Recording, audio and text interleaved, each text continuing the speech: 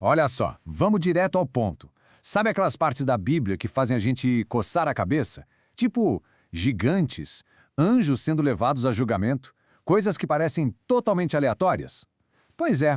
E se eu dissesse que tudo isso, tudinho, faz parte de uma única história, uma baita guerra cósmica?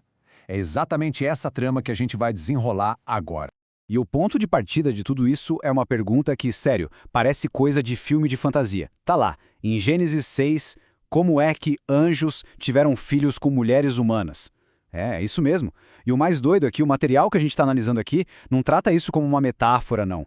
Leva essa questão a sério, como algo que, de fato, aconteceu. Hoje em dia, muita gente tenta dar uma amenizada, né? Dizem que é uma metáfora, que eram só linhagens de nobres se misturando com o povo. Mas olha, a fonte aqui é bem clara, categórica mesmo. O texto fala de uma transgressão literal, seres celestiais cruzando uma linha que não deveriam. Entender isso, gente, é a chave que abre a porta para todo o resto da história. Tá, mas como isso seria possível? A resposta está na própria natureza desses seres, os chamados Elohim.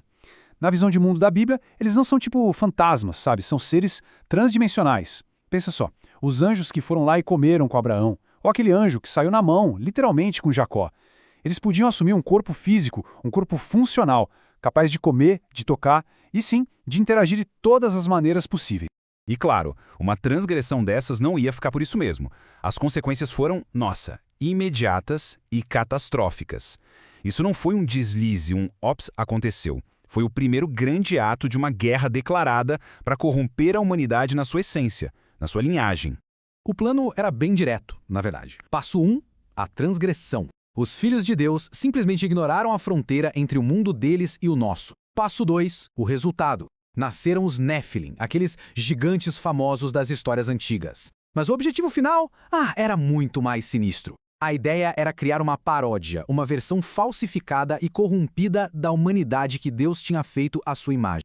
E a punição foi, cirúrgica para cada grupo envolvido. Primeiro, os anjos rebeldes, os cabeças do plano, foram direto para a prisão, acorrentados no abismo, um lugar que a Bíblia até chama de Tártaro. Segundo, os Nefilim, os filhos híbridos. Os corpos físicos deles foram varridos no dilúvio. E agora, presta atenção, e os espíritos deles? Os espíritos desincorporados dos Nefilim se tornaram o que a gente conhece no Novo Testamento como demônios. É daí que eles vêm, segundo essa leitura. E essa ideia, gente, muda completamente o jeito que a gente lê umas partes bem complicadas do Antigo Testamento. A conquista de Canaã, por exemplo. Deixa de ser sobre território, sobre colonialismo e passa a ser uma operação de limpeza, uma cirurgia espiritual. As tribos que Israel deveria erradicar eram vistas como os focos restantes daquela infecção dos Nephilim, os descendentes dos gigantes. A missão era purificar a terra. E bem na hora que a gente pensa, ok, entendi, a história dá uma virada. Porque essa rebelião de Gênesis 6, por mais maluca que seja, foi só o primeiro ato. Aconteceu uma segunda rebelião, com um objetivo completamente diferente. E as consequências dessa segunda, essas definem o nosso mundo até hoje. Essa segunda rebelião rolou depois do dilúvio. Onde? Justamente em Babel, naquele evento famoso da Torre. E aqui o jogo mudou. O alvo não era mais o DNA humano. O alvo era o poder. Era tomar o controle político e espiritual das nações que estavam se formando. Se a gente colocar uma do lado da outra, fica fácil de ver a diferença. Rebelião número 1, em Gênesis 6. O objetivo era biológico, corromper o DNA da humanidade. Rebelião número 2, em Babel. O objetivo era político, uma tomada ilegal de poder para governar as nações como se fossem deuses. Mas a linha mais importante dessa tabela toda é a última, o status atual. Pensa bem, os rebeldes da primeira leva, a de Gênesis 6, estão presos, fora de combate. Já era para eles, pelo menos por agora. Agora, os rebeldes da segunda leva, os de Babel, que se tornaram os deuses das nações, esses ainda estão na ativa. São exatamente os principados e potestades que o apóstolo Paulo fala. Eles são o inimigo que ainda está em campo. Então, olha só essa linha do tempo, que resume a história toda. Começa lá atrás, pré-dilúvio, com a primeira rebelião e a prisão dos anjos. Depois do dilúvio, em Babel, vem a segunda rebelião e as nações caem sob domínio de governantes corruptos. Aí chega o ponto de virada, o evento de Cristo. A vitória é declarada, o acusador é expulso do Conselho Celestial. E qual é a missão a partir daí? Basicamente, uma grande operação para retomar o território que foi perdido. Beleza, agora que a gente tem um mapa desse conflito cósmico, vamos entender o que isso significa na prática. Como isso define a missão do povo de Deus? Porque veja bem, isso não é só uma historinha de fundo não. É o contexto da batalha que, segundo essa visão, continua rolando até hoje. O campo de batalha espiritual, então, é bem mais complexo do que a gente costuma pensar. Não é um inimigo só. Pensa no exército. Temos os principados e potestades, os rebeldes de Babel. Eles são os generais, a ameaça estratégica.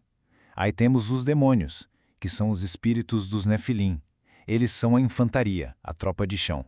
E claro, tem os que já estão fora do jogo, os anjos presos e o comandante da rebelião original, Satanás. E aqui que aquela passagem de Paulo em Efésios faz todo sentido. Quando ele diz que a nossa luta não é contra carne e sangue, ele não para por aí. Ele especifica, é contra principados e potestades. Ou seja, ele está apontando o dedo direto para os rebeldes de Babel, para os generais que ainda estão no comando. A luta principal não é contra a troca de chão e muito menos contra os que já estão presos. E tudo isso nos leva a um desfecho surpreendente, ao papel que a humanidade tem nessa saga toda. Porque, segundo essa leitura, não somos só vítimas ou plateia. Temos um papel ativo, um papel decisivo no julgamento final. Lembra daquela frase do começo? Outra daquelas bem esquisitas? Paulo falando em 1 Coríntios, vocês não sabem que nós vamos julgar os anjos? Agora, com todo esse contexto na mesa, a pergunta fica, de que anjos ele está falando? Dos que já estão presos no abismo? Dos anjos bons? Quais? E a resposta, dentro dessa lógica toda, é de cair o queixo. Estamos destinados a julgar os governantes espirituais que ainda estão no poder, os rebeldes de Babel. O Salmo 82 já tinha cantado essa bola, que eles seriam julgados. E Paulo vem e revela quem vai ser o júri, a humanidade restaurada. É como se a gente estivesse retomando o nosso lugar de direito no Conselho de Deus, o lugar que era para ser nosso desde o começo. E pensando assim, até a grande comissão, aquele famoso "Ide, fazei discípulos de todas as nações", muda de figura. Deixa de ser só um convite e vira quase uma ordem de mobilização militar. Uma operação para retomar território inimigo. Cada nação alcançada, cada pessoa que se converte, é um pedaço de terra espiritual sendo reconquistado desses governantes ilegítimos. O que nos deixa com uma pergunta final para pensar, né? Se essa guerra cósmica é para valer, se esse é o cenário real, que territórios estão sendo disputados hoje? Que territórios estão sendo retomados no nosso mundo agora? Podem ser territórios ideológicos, culturais, até geográficos. Porque, pelo visto, essa história antiga, ela ainda não acabou.